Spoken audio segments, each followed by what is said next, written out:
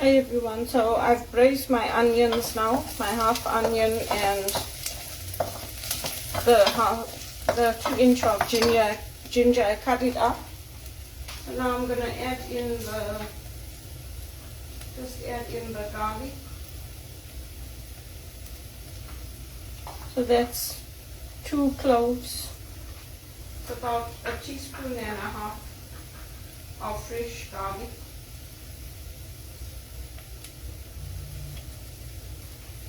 Well, a teaspoon and a quarter.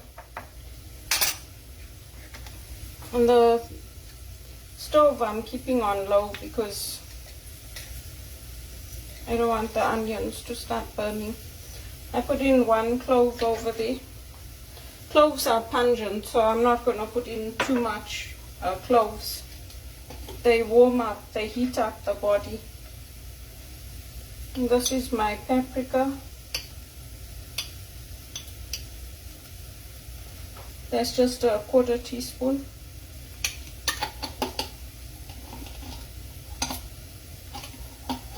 I buy the packets of the spices and then I put them into bottles.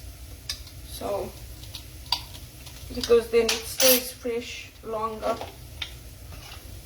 This is the coriander. And just put in a 1/4 teaspoon of that.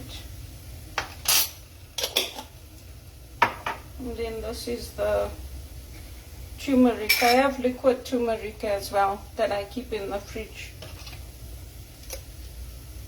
And this one.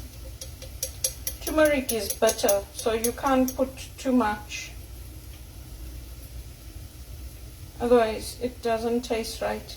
And that's just a 1/4 teaspoon of turmeric.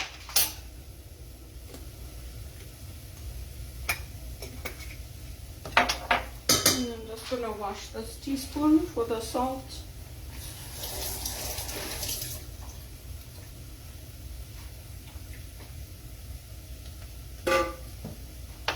I don't use a lot of utensils and things when I'm cooking. This is all evidence to prove that I am who I say I am, because I'm sick of people. And that's a 1/4 teaspoon of salt.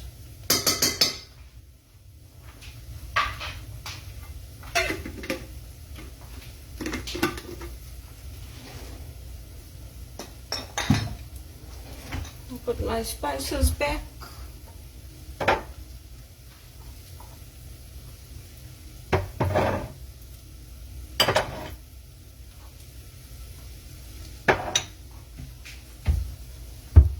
And some pepper.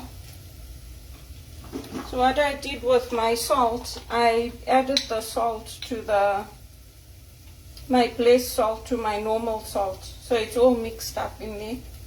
And that's my pepper.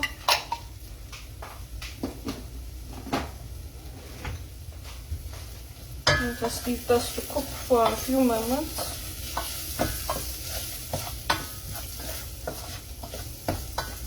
You can add in more spices if you want. For me, because the medication is making my mouth burn and causing my body to go cold, I'm trying to balance it. So the spices are good because they detox and they help with the extremities going cold. But then I also don't want things that are going contraindication. So I have a book there. I'll show you this book.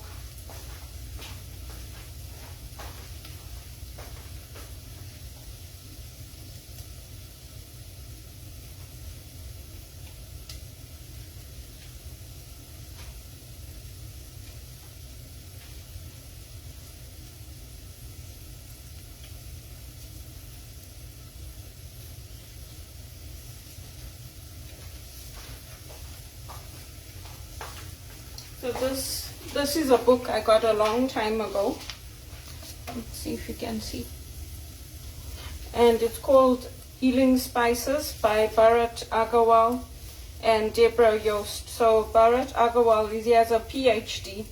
And so it's basically using the spices to boost your health and beat disease. So I know from using this before what spices are good for what.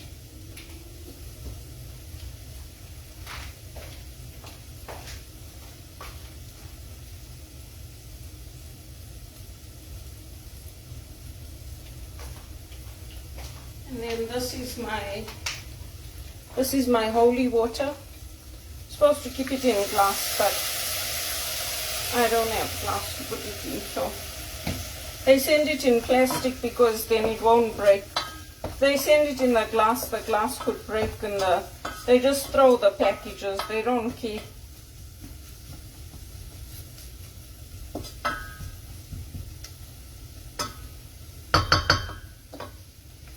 And just turn the heat up a little bit. So the onions are cooked now and the spices are cooked in there.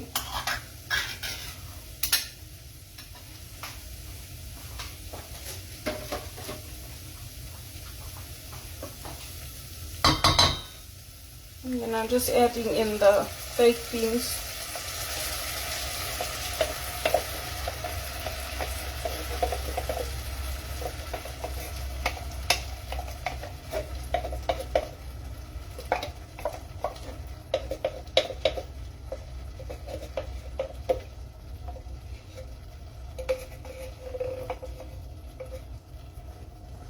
Just like this. So it's not too spicy. I didn't make it too spicy because I don't want to sit and have my mouth burning and my gums bleeding when I wash my teeth, brush my teeth. But yeah, those calcium blockers are very powerful, so I read up on it because I was wondering, why am I cold all the time and why am I feeling like this?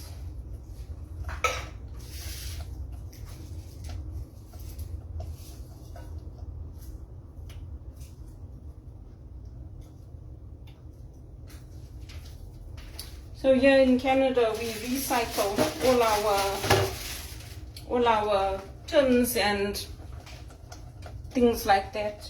So I keep it separate. We rinse them out. We put them in the package, and then we throw them out. Then they recycle them.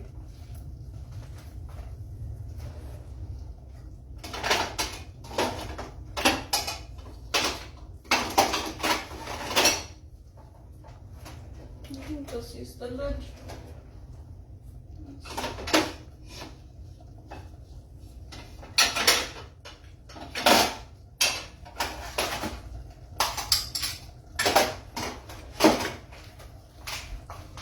And then you just cover this and you leave it. I like to leave it for at least 5 to 10 minutes so the spices are absorbed into the beans. And you can add a little water. You don't have to put more holy water, but you can add a little water. I keep this holy water in my bedroom. I have a cross close to each window or each door. So I have a cross at my entrance to my home. I have a cross on the altar. Father gave us those crosses for volunteering. So I put that near the door to my home, and I have one in my bedroom. So I'll show you, because the people probably don't believe that either. They think I live in a dream world. So this is the one by my entrance to my home.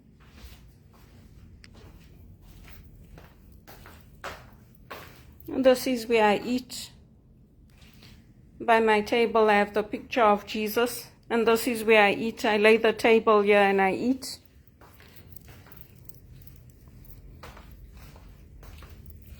Then this is the cross from Jerusalem. This is in my bedroom. See, it's fairly close to the door. So if you are standing on the balcony, you can see that cross there. And inside this cross here, they put the sand from Jerusalem.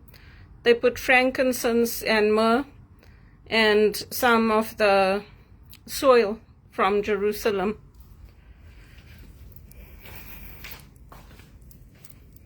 And then this cross here is on my altar. It's also one of those crosses from Jerusalem. So when I pray, my TV's over there. I can sit and watch the Mass or whatever, and I can pray here, light my candle.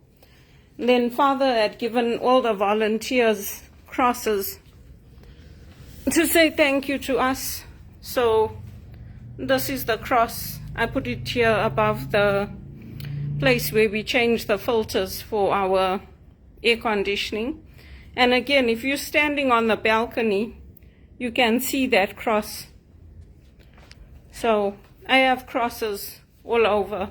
And this, it's strange how we're getting 3 days of darkness this year. They're not one after the other, but it's strange how we are getting that and the fulfillment of prophecies. And you get all of these kinds of, you get people, they have nothing better to do. They mimic others, they mock others, they pretend to be your relatives on the calls. They stand at your door and they knock and they copy people's voices. Don't open the door. Don't open. Leave them. These are evil times that we're living in. In which century would TD do what they did with prostitutes and get away with it? Or do what they did to me or any of these companies I worked at and get away with it? Or put Boris Becker in jail and get away with it? This world is becoming more evil by the day, and we have to pray in our homes, in the church. We have to be strong in our faith. This 3 days of darkness is not a joke. If you saw those videos of the flooding in some places in America. You've never seen a deep darkness like that. It's evil. But people don't want to put Jesus first. So, what you gonna do? They're gonna go to hell. The world is being destroyed. It doesn't matter how much you do COP30, COP20, whatever. The World Economic Forum is evil. World Economic Forum saying you will rent and be happy, you will own nothing and be happy. Do you think I want to go and rent somebody's tools or somebody's TV or somebody's books? You must be kidding. And then doing money laundering the size of whole economies. There's something wrong with these people.